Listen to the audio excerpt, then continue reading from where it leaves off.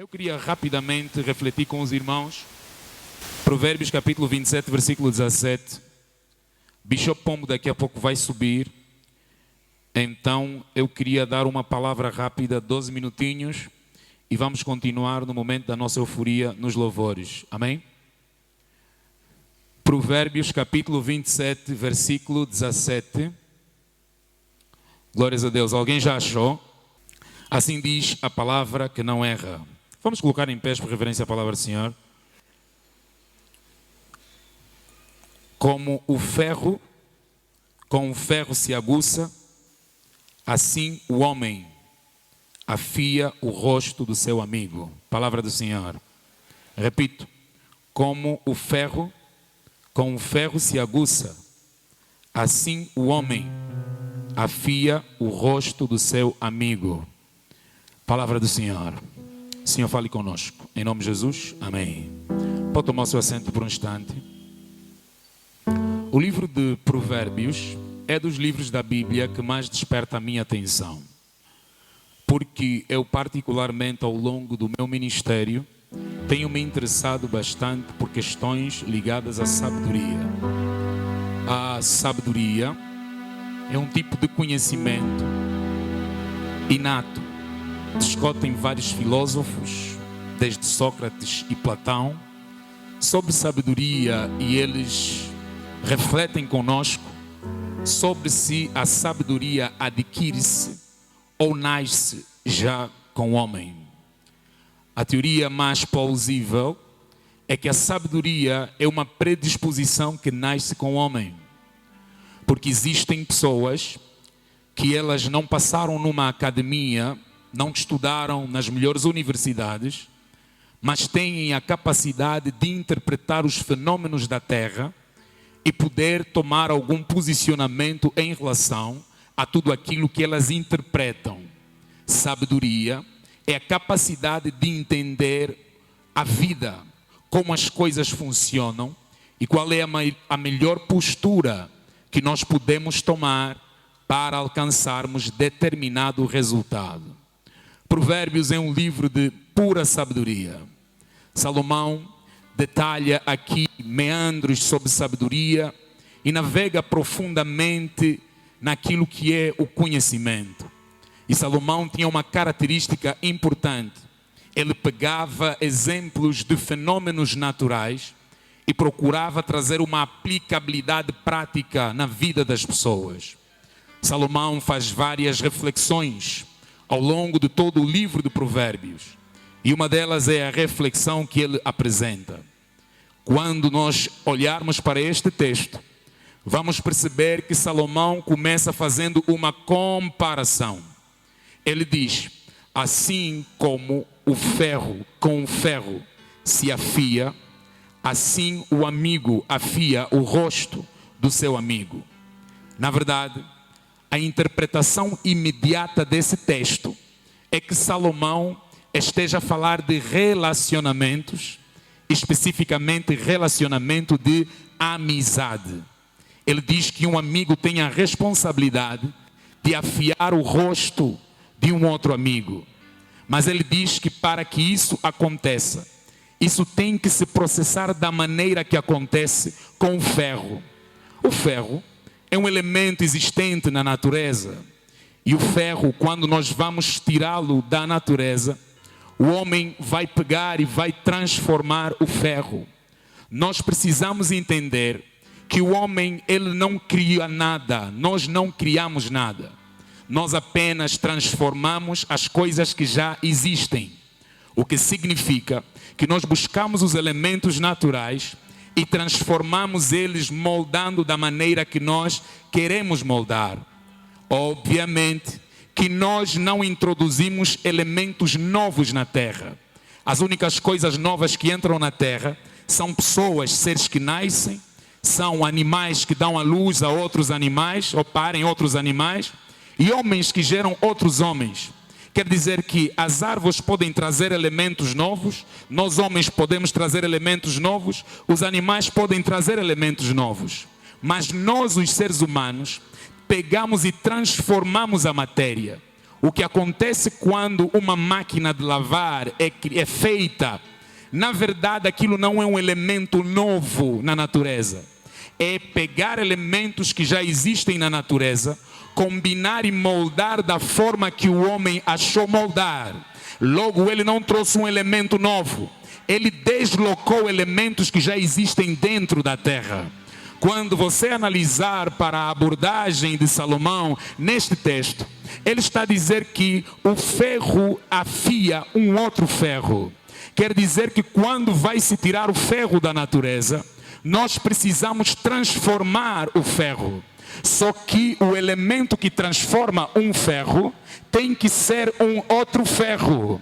Porque para moldares o ferro, vais precisar de um outro ferro para dar a forma do ferro que você deseja dar. Então ele está a dizer que para determinado objetivo, eu preciso um elemento que tenha a mesma natureza para alcançar aquele objetivo. O que que Salomão está a pregar para a igreja que se reúne no São Paulo na noite deste dia, princípio de noite?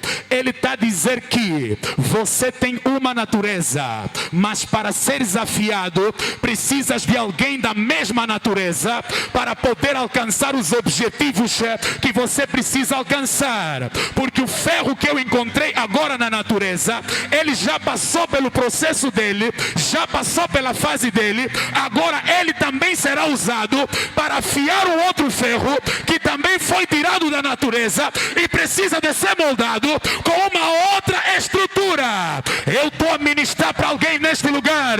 O ministério que você quer abrir, a igreja que você quer construir, o homem de Deus que você quer se transformar, será determinado por alguém anterior a você, que tem o mesmo DNA, que tem a mesma genética, que tem o chamado divino, assim como você é chamado para poder te afiar. É calabachacataia. Leco paradas. Eu estou a pregar para alguém nesse lugar. Aquilo que você quer se tornar, existem pessoas que já são. Quando eu me baseio em alguém que já é, eu chego mais rápido ao meu destino profético. Tem que ter um ferro para afiar outro ferro. Por isso eu faço uma chamada de atenção. A igreja que se reúne nesse lugar, é importante ter mentores, mas nem todo mentor serve para nós.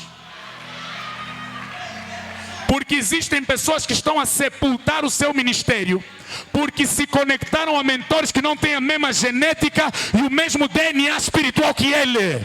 Por isso é que você está aí numa tendência ministerial que não é a tendência que Deus te chamou. Ouça pessoas que têm o mesmo DNA espiritual do que você, para você chegar mais rápido aonde Deus quer que você chegue. Ouça algo.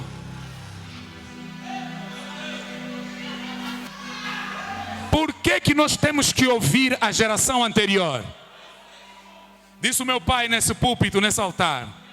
A geração anterior pode não ter os recursos que nós temos, a excelência que nós temos.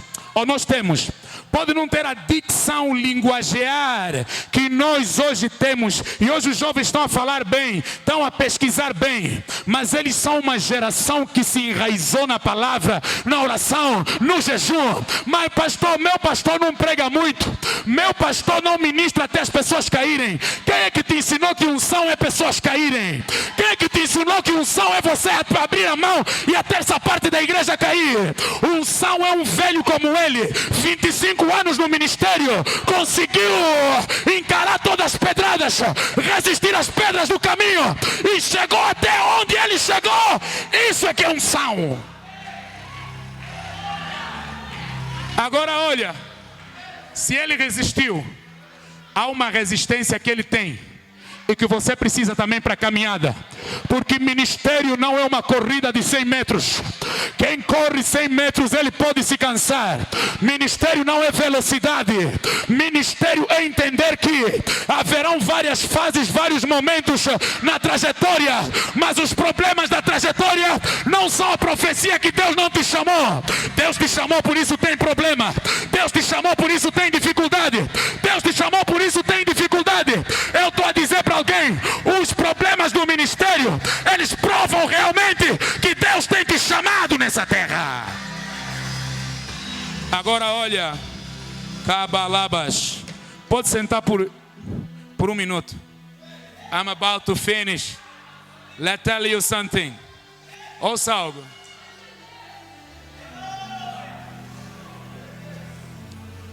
Quando eu olhei para a Bíblia me fala sobre Elias.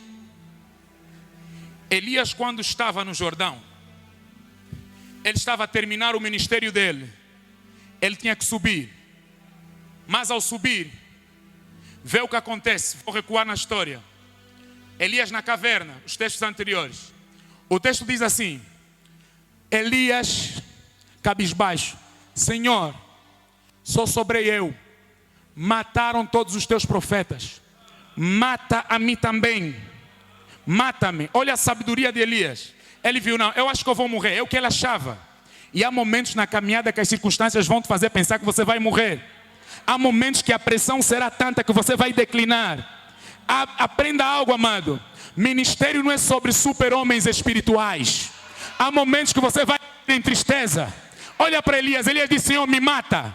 Estuda a psicologia. Em psicologia, o desejo de morrer é o último nível da depressão. Quando a pessoa já quer morrer, significa que entrou num nível de depressão complicado. Se Elias está a dizer: Senhor, mata-me, está deprimido, está depressivo. Agora, mas Elias, grande profeta, não fica deprimido. Fica deprimido sim, porque Deus chamou seres de carne, chamou pessoas que choram, chamou pessoas que ouvem a calúnia, ouvem difamação. Isso afeta o seu interior, afeta a sua mente. Precisamos trabalhar num processo de cura profundo, porque há muitos ministros deprimidos. Deprimidos por causa das pessoas que saíram da igreja, deprimidos por causa da calúnia que ouviram. E outro problema que eu encontrei hoje, eu entendi que antes o inimigo de um profeta eram os ímpios. Hoje o inimigo de um profeta é outro profeta. O inimigo de um pastor é outro pastor. O inimigo de um evangelista é outro evangelista. Deus tem me dado a graça de girar um pouco por Angola. E há sítios que eu chego lá, nunca estive lá, mas já encontro comentários negativos ao meu respeito. Quer dizer que alguém veio antes de eu pregar, pregou primeiro, mas pregou negativamente ao meu respeito. Nós não fomos chamados para deixar cair os outros. Nós fomos chamados para empurrá-los para crescerem. Porque o meu crescimento está no crescimento do meu irmão. Vou falar aqui humildemente, não é para... Os irmãos vão entender. Hoje eu adotei um comportamento. Sempre que vem um homem de Deus da província e eu ouvi que ele veio, eu vou ter com ele. Vou lá ter com ele. Se tiver que lhe assistir no hotel onde está, lhe assisto. Se ele quiser se deslocar para um lugar, me desloco com ele. Se ele quiser comer, levo lá a um restaurante, pago, porque eu entendi algo na elevação dele. Está a minha elevação. No crescimento dele, está o meu crescimento. Vou combater alguém que tem o mesmo DNA que eu, por quê? Alguém que é filho do mesmo pai que eu, por quê? Vamos ajudar os nossos irmãos. Ministério já é algo difícil. Agora você fica a pesar mais a vida do outro pastor, do outro evangelista. Olha para Elias. Senhor, eu vou morrer. Na sabedoria espiritual dele disse: Senhor, mata-me. Sabe por quê? Porque tinha Jezabel à procura dele para lhe matar. Então ele entendeu: calma, eu sou profeta, já fiz muitos milagres. Se eu morrer na mão de Jezabel é complicado. Então é mais fácil, Deus me acelera já, para Jezabel não me matar. Mas pronto. A Bíblia diz que o anjo apareceu e ele disse assim: Elias, levanta-te, come e bebe, porque longa ainda é a trajetória. Elias pensava que na caverna era o fim do ministério dele. Deus está lhe dizendo: a caverna não é o fim do teu ministério. A caverna é o começo de uma grande trajetória. Eu estou a ministrar para alguém nesse lugar. Não me importa a caverna que te colocaram. Não me importa a depressão que você está a passar. Eu vim lhe dizer nesta noite: não é a profecia do teu fim. Deus não acabou contigo. Deus não se divorciou de ti. Há uma longa trajetória. Look at that. Olha para isso. Deus disse assim: unge Jeú no teu lugar. Unge Eliseu no teu lugar. E Jeú como rei. Olha o que ele está a dizer. No teu ministério, na minha presciência, estava determinado que você ainda tem que ungir um rei. Só que na tua depressão, você achou que já é o fim. Só que tua depressão não determina o meu propósito. A depressão é tua, o propósito é meu. Então você vai ter que cumprir o propósito, independentemente da tua depressão. Agora ele diz: unge Eliseu como profeta no teu lugar. Olha Elias. Elias está na caverna, está a pensar em morrer, mas não quer deixar legado. Deus está a dizer: você profeta, tens que ungir um outro profeta. Quer dizer que você nunca pode pensar em morrer sem deixar um legado na terra. Porque o legado é a única coisa que fala mesmo depois de você estar morto. Legado é a única maneira dos teus ensinos se reproduzirem, mesmo depois do teu corpo deixar de existir. Eu estou a ministrar para alguém: você tem que deixar legado. Não pense em morrer sem deixar legado. Não pense em morrer sem deixar uma geração. Não pense em morrer sem deixar filhos instruídos. Não pense em morrer sem gerar coisas que farão que o teu nome seja lembrado. Hoje falamos de Elias, hoje falamos de Paulo, hoje falamos de Pedro, hoje falamos de outros. Sabe por quê? Porque deixaram legado. Sabe por quê que hoje falamos de Cristo? Porque Cristo deixou legado. E aqueles que são legado de Cristo, nós também se tornamos legado deles. Então o cristianismo é uma religião sobre legado. É de um legado que gera outro legado. Uma geração que gera outra geração. Um povo que gera outro povo. Um mestre que instrui outros mestres. Um profeta que instrui outros profetas.